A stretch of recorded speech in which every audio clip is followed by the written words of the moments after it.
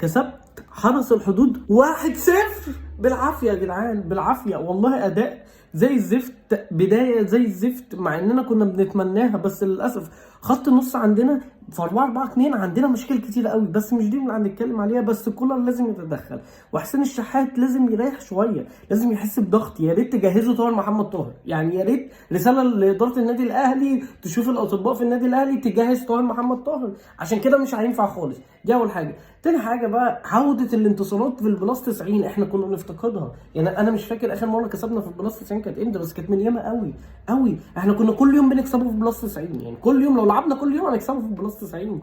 بس بقى مين اللي يكسبنا في البلس 90؟ بن قلبي.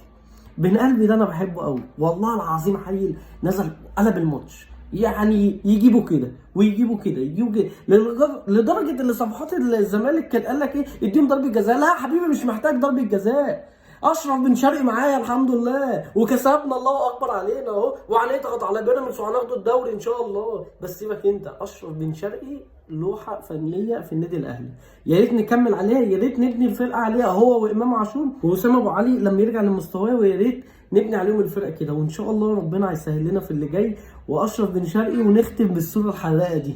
شقطت منك حبيبتك يا عم.